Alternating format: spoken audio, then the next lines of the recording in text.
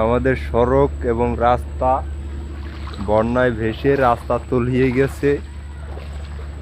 এই যে এই অবস্থা,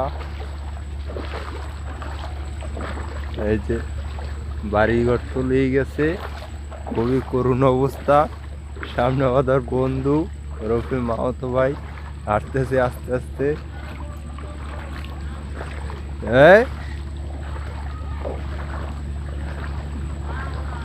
দিছি চলে যাইবে না নে, অনলাইনে অনলাইনে চলে যাইবে না নে।